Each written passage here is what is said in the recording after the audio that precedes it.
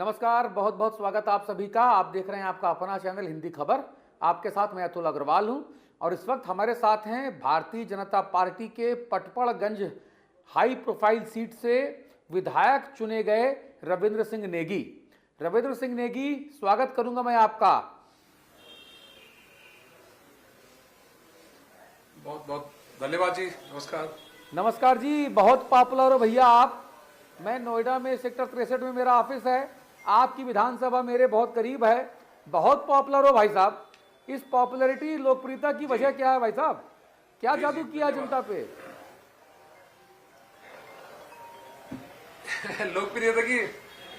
लोकप्रियता इसलिए है क्योंकि मैं जिस विधानसभा में चुनाव लड़ा हूँ, यही पैदा हुआ हूँ, यही स्कूल पढ़ा हूँ और यहाँ के मूलभूत मुद्दों को मैं भलीभांति जानता हूँ।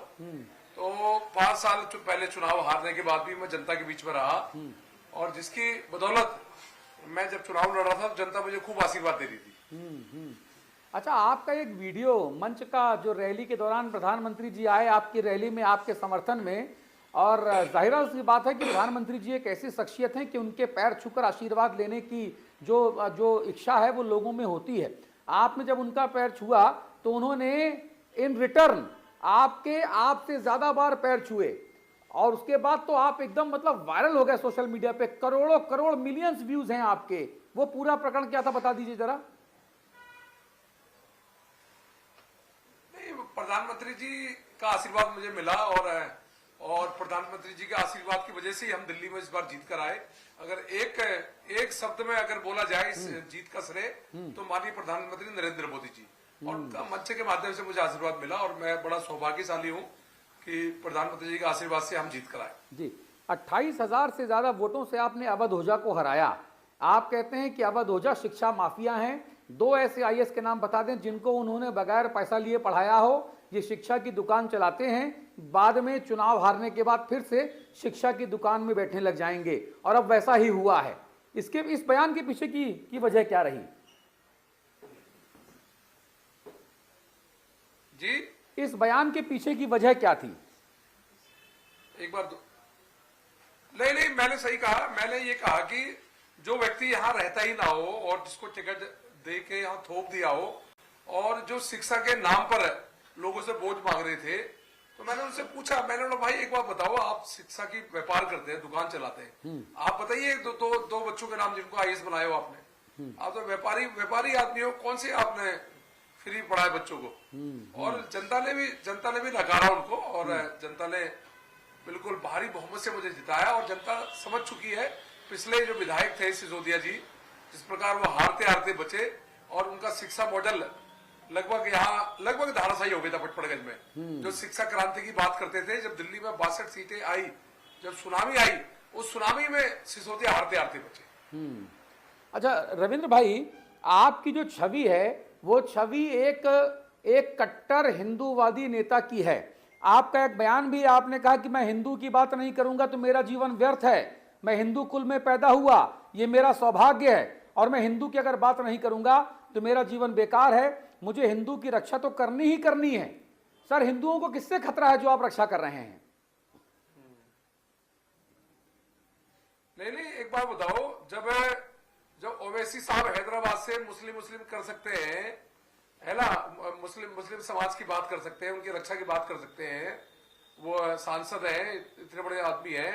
मैं तो एक साधारण सा नेता हूँ, छोटा सा। तो अगर मैं हिंदू करता हूँ, अपने हिंदुत्व की बात करता हूँ, मैं नवरात्रों में अपने धर्म के अपने मंदिर के आसपास अगर कोई मांस बेच रहा है उसको दुकान बंद करने के लिए कहता हूँ, तो इसमें गलत क्या है भाई?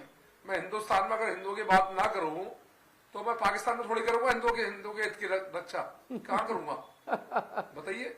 हाँ, अच्छा ये बताइए, आपकी विधानसभा में एक आपका जीतने के बाद का वीडियो वायरल हुआ रविंद्र भाई। उसमें आप जो ठेली पटरी रेहड़ी वाले हैं उनसे नाम पूछ कर और उनको वो भगवे झंडे दे रहे थे और आप कह रहे थे कि इसको लगाओ, अब तुम्हारे पास ज्यादा ग्राहक आएंगे, ज्यादा दुकानदारी होगी तुम्हारी। ये कौन सा लॉजिक था, जरा समझाइए तो प्लीज। वैसे ये वीडियो मेरा पुराना था, नया वीडियो नहीं था। अच्छा। और वैसे भी अगर इसमें गलत क्या है? अगर कोई सनातनी हिंदू है तो अगर उसको भगवा झंडा लगा दिया उसकी रेडी में तो उसमें दिक्कत क्या है, उसमें आपत्ति क्या है? नहीं, मैं आपत्ति नहीं जता रहा हूं, मैं आपसे इसके पीछे का व्यापारिक मॉडल पूछना चाह रहा हूं। आपत्ति कुछ नहीं है, और मैं स्पष्ट कहता हूं, मैं इकलौता संपादक हूं जो कहता हूं टीवी पे बैठ के कि हिंदू, मुसलमान, सिख, ईसाई, जैन, बौद्ध, यहूदी, पारसी सबको अपने नाम और अपना काम उन दुकानों पे लिखना चाहिए। क्यों पहचान छिपा के लोग लव जिहाद करेगा, लैंड जिहाद करेगा? नहीं होना चाहिए भाई साहब। ये तो नहीं, मैंने इसके पीछे लॉजिक ये था। हाँ। अभी जैसे नवरात्रे आए थे तो नवरात्रों में कई सारी दुकानें थी जो दूसरे नामों से चल रही थी। जैसे माँ शेरावाली पनीर भंडार लिखा, और जब पेटीएम करो तो कोई अखलाक निकल के आया। तो महिला कीर्तन मंडली और आरडब्ल्यू के लोगों ने मुझसे कंप्लेंट करी, मुझे कहा कि हम जब पनीर खरीदते हैं तो हमारी जो आस्था है उस पर ठेस पहुंचती है। वो हमारी मर्जी है, हम किस दुकान से पनीर ले ना ले, हमें कम से कम उसकी पहचान तो पता चलनी चाहिए। तो मैंने फिर जन जागरण अभियान चलाया, और जन जागरण अभियान के तहत मैं गया दुकानों पे। मैंने कहा भाई अगर हिंदू है तो आप झंडा लगा लीजिए, और अगर मुस्लिम है तो अपना नाम लिख लीजिए। आपने नाम ही नहीं लिखा। तो इस तरह से मैंने लोगों से निवेदन किया, तो लोगों ने निवेदन माना, और जो उनको कोई आपत्ति नहीं है, जो व्यापार करता है उसको कोई भी चीज में आपत्ति नहीं, पर दिक्कत उनको है जो ठेकेदार बने धर्म के, जो धर्म के ठेकेदार, उनको दिक्कत होती है। जी अच्छा रविंद्र भाई, मुझे बताइए, केजरीवाल सरकार की 5 वो नाकामियां जिसकी वजह से जनता ने उन्हें सत्ता से हटा दिया, 5 पॉइंट्स। भाई चरम सीमा में भ्रष्टाचार, शराब की दलाली, गंदा पानी, सीवर की प्रॉब्लम, यमुना साफ नहीं हुई, सड़कें टूटी हुई। और वो आपकी सरकार की क्या प्रायोरिटी है भाई साहब? भाजपा सरकार की क्या प्रायोरिटी होंगी? भाजपा डबल इंजन की सरकार जहां जहां बनती है स्टेटों में, आप देखेंगे जहां भी डबल इंजन की सरकार बनी है वहां दोबारा सरकार रिपीट हुई है। आप चाहे उत्तर प्रदेश देख लो, रिपीट हुई है, चाहे उत्तराखंड देख लो, रिपीट हुई है, चाहे गोवा देख लो, तीसरी बार बनी है, चाहे आप मध्य प्रदेश देख लो, रिपीट हुई है, रिपीट क्या 5-6 बार बन गई, चाहे महाराष्ट्र देख लो, रिपीट हुई है। तो ये डबल इंजन की सरकार जहां होती है वहां काम होते हैं, खूब काम होते हैं, आरोप प्रत्यारोप नहीं लगता, तो जनता का विकास होता है और जनता के काम होते हैं। तो मुझे लगता है कि ये डबल इंजन की सरकार दिल्ली को 27 साल बाद मिली है, और दिल्ली में जो काम होंगे वो ऐतिहासिक काम होंगे, और दिल्ली वाले भी याद करेंगे कि कोई सरकार आई जिसने काम किया। रविंद्र भाई, अब तो दिल्ली में ट्रिपल इंजन की सरकार बनवाने के जुगाड़ में लग गए हैं आप लोग। वीरेंद्र सचदेवा हमारे मित्र हैं, आपके जो बीजेपी के अध्यक्ष हैं दिल्ली प्रदेश के, वो कहते हैं कि हमको तो डबल इंजन के लिए लड़ाई लड़नी थी, अब तो हम लग रहा है कि ट्रिपल इंजन भी बना लेंगे। और आम आदमी पार्टी के 3 पार्षदों ने भारतीय जनता पार्टी का दामन थाम लिया। आप भी फिलहाल अभी पार्षद हैं विनोद नगर से, ठीक है, विधायक आप बन गए हैं, जीत गए हैं। अभी जब शपथ होगी, जब उसके बाद मंत्रिमंडल का विकास और विस्तार होगा, सरकार बनेगी, तब तो क्या एमसीडी में भी बीजेपी आ जाएगी सत्ता में वापस? बिल्कुल 114 बराबर हो चुके हैं सत्ता में। अब सदन में 114 उनके, 114 हमारे हैं। तो मुझे लगता है कि अब ट्रिपल इंजन की सरकार दिल्ली में बनना तय है, और दिल्ली में अब काम होंगे। जो पिछले सालों से जो पिछली सरकारें जो बहाने कर रही थी, जो आरोप प्रत्यारोप कर रही थी, वो आरोप प्रत्यारोप खत्म होगा। मुझे लग रहा है कि दिल्ली वालों के खूब काम होंगे जी। रविंद्र भाई, सबसे बड़ा सवाल, दिल्ली में मुख्यमंत्री कौन बनेगा? रविंदर सिंह नेगी तो नहीं हो सकते हैं कहीं नाम? नहीं, मैं तो जी विधायक बन गया मोदी जी की कृपा से। मेरे लिए विधायक की बहुत है। मैं एक मध्यम परिवार और गरीब परिवार से आता हूँ, और हमने कभी सपने में नहीं सोचा था कि हम विधायक बनेंगे।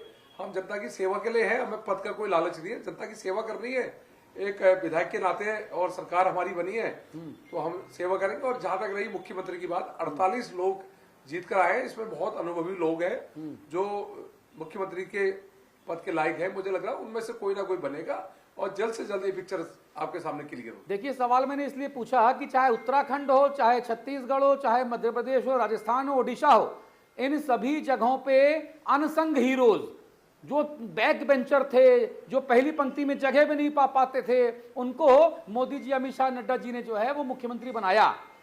मैं ये बात तो जानता हूं कि जिनका नाम चलता है वो कहीं ना कहीं दौड़ में पीछे छूट जाते हैं, जिनका नाम नहीं चलता है वो पद पे आसीन हो जाते हैं। रविंदर सिंह नेगी का कोई नाम नहीं चला रहा है, कहीं ऐसा तो नहीं कि मुख्यमंत्री पद की शपथ लेते नजर आवे? नहीं, ऐसा मैंने फिर कहा कि मैं कोई दूर दूर तक रेस पर नहीं हूं, मैं तो विधायक बन गया मोदी जी की कृपा से, यही मेरे लिए बहुत आशीर्वाद है। हम लोग काम करने वाले लोग हैं और जिसको विधायक दल का नेता पार्टी बनाएगी और जो सर्वसम्मति से होगा वही सीएम बनेगा और जल्द से जल्द आपके सामने 1-2 दिन में इंतजार खत्म होगा। और मुझे लगता है कोई अनुभवी, कोई बहुत पुराना व्यक्ति, कोई ना कोई अच्छा व्यक्ति 48 में से कोई सीएम बनेगा और मैं नहीं। अच्छा, रविंद्र सिंह नेगी साहब मंत्री पद की शपथ लेते नजर आएंगे, हाई प्रोफाइल सीट से जीते हैं भैया। नहीं, मैंने कहा भैया हमें कोई लालच नहीं किसी भी मंत्रालय का। अच्छा। हम काम करने वाले व्यक्ति है, हमें तो काम करना है। चाहे हम पे पद था तब भी नहीं काम करते थे जब नहीं था, और है तो अब और अच्छे तरीके से सिस्टम में रहकर हम काम करेंगे और लोगों को काम होगा। जी रविंद्र भाई, कोई एक ऐसी बात जो मैं आपसे ना पूछ पाया हूं और आपको लगता है कि ये बताया जाना जरूरी है तो आप बोल सकते हैं। नहीं, मैं इतना ही कहूंगा, पिछले 12 सालों में डिप्टी सीएम की विधानसभा थी ये, और अगर वो चाहते तो मुझे लग रहा है ये विधानसभा दिल्ली की नंबर 1 विधानसभा हो सकती थी। आज 28,000 से इनका वो हार रहे हैं प्रत्याशी, तो आप सोचे कि 12 सालों में कितनी बुरी हालत इस विधानसभा की करी। और खुद अब जो व्यक्ति 3 बार का विधायक रहा हो और सीट छोड़ के भाग गया हो, और व्यक्ति जहां सीट गया हो और वहां भी हार गया हो, तो आप इससे साफ पता चलता है कि जिसका उप मुख्यमंत्री हार गया हो, जिसका मुख्यमंत्री हार गया हो, तो वो सोचे कि उस सरकार ने पिछले 12 साल में क्या करा होगा। ये सोचने का विषय है। जी रविंद्र भाई, बहुत बहुत धन्यवाद हिंदी खबर से बात करने के लिए। मैं आपके उज्जवल राजनीतिक भविष्य की शुभकामनाएं देता हूं और प्रभु से प्रार्थना करता हूं आपको साधुवाद और शुभकामनाओं के साथ कि जो भी आप जनहित में काम करें वो आपकी भावनाओं के अनुरूप जनता तक पहुंचे और जनता का विकास हो। बहुत बहुत धन्यवाद आपका। बहुत बहुत धन्यवाद, बहुत बहुत आभार आपका। हिंदी खबर पर खबरों का सिलसिला लगातार जारी है। नमस्कार।